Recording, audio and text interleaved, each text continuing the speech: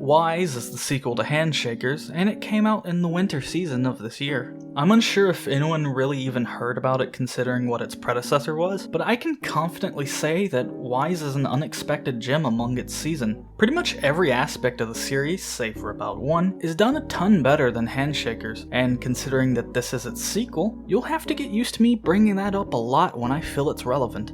It has a really solid start, and it leaves a much better impression compared to its prequel. It doesn't waste much time, and it has a really good pacing to lead into the meat of the series, all the while avoiding the info dumping that Handshakers started us off with. Yukiya Araki, our protagonist, starts with actual character unlike the blank slate that was the repair freak Tazuna Takatsuki. He's an aspiring DJ looking for some internet fame, and one fateful night, he decided to pull a stunt that he was sure would give him loads of views, one that would definitely make people notice his talents. That stunt being that Yukiya wanted to stream his live performance from within the ziggurat, and from there, it leads us into quite the experience. In the first episode, they introduced the new characters that will be appearing the most throughout the series, and it's held opposite to how it was handled by its predecessor. While their introduction is a bit rushed, it counteracts that by giving them all pretty decent character development throughout the season. It's nothing fantastic, but it gives reasonable motive to their being so that they don't feel quite as flat as the ones that we had in Handshakers.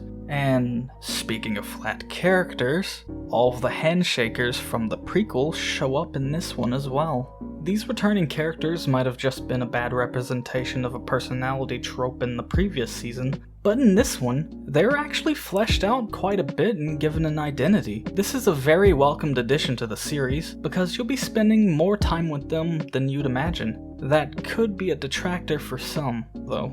The story for Wise is very simple. The big picture for it is that Yukiya doesn't want the power that he was born with, because he thinks of it as more of a curse because of how it's hurt some people that are close to him.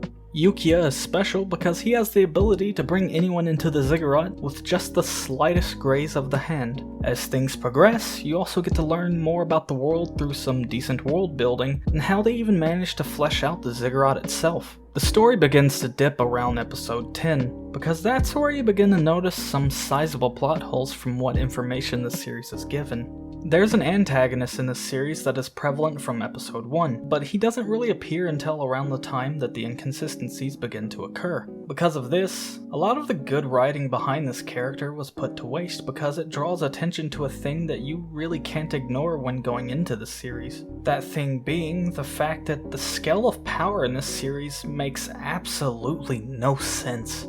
On the technical side of things, it was pretty amazing to see the improvements over the prequel. After how much Handshakers suffered in this aspect, I didn't really have any expectations that they'd improve much, if at all. The art looked a bit more polished to make things mesh better with its stylization, and there was only 2 instances I ever noticed where they reused scenes for something. An even better improvement was that there were hardly any animation errors. I only ever noticed a character just disappearing before walking off screen once. The most notable improvement on this side of things, however, is that of the CGI. In Handshakers, it was passable, but it wasn't all that great. In here, everything was handled with much more care. The only time it ever looks out of place compared to the style of the show is when it shows 2D hands holding a 3D constantly moving object. But that only happens once or twice throughout the entire run of the anime. Because of this improvement within the CGI, the fights look a whole lot better. The problem with the fights in Wise, though, is the fact that the Nimrods within this season are a lot less original, and it even introduces that it's possible for some Handshakers to have the same exact kind of power that another Handshaker has, albeit less common. The fights, however, suffer from another problem that Handshakers had. They happen way too fast. This can be a strength to some people, but to me, this is not great. It really limits what could be shown off with the powers, and it makes some parts of the series feel very forced as a result of it. Because of this, Yukiya never really uses his power as something besides a sword in the series, which comes back to the lack of originality with the Nimrods this season. Though, a strength that Wise has in the fights comes from Yukiya's power. Any ex-Handshaker that he brings into the ziggurat with him can use their old Nimrod, and that's the part that ties into giving the returning characters some much needed writing. The series has some really good music, if you're into its genre. I normally don't mention this, but considering that it's talked about a lot in the series, it's kinda hard to avoid. The arrangement of the music is really well done and matches the mood of the anime for the most part. The only real complaint I can really have for this aspect is that Yukiya only ever plays one song, and that same song being played in the same way every time can be really annoying, especially since it makes it look like the only one he knows how to play. Wise starts off really strong and hooks you in, but along the way it starts to diminish bit by bit. It's not something that'd make me drop it, but the ending was really disappointing. All in all, it was like the polar opposite of Handshakers in that sense. Handshakers started off rather lackluster that led up to a really good ending, but this just left me in disbelief because I had really enjoyed everything up until the end.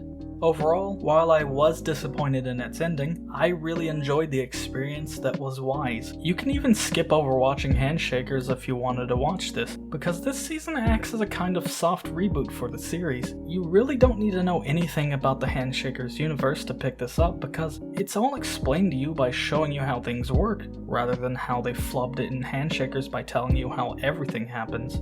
It's not the best series of the season it came out of, but it was certainly worth the time watching. I'm still surprised that things were so majorly improved upon, because if it weren't for that, I probably would have dropped this very early on. If you don't have anything better to do, you'd probably be able to get some decent enjoyment from this series, so check it out if you want.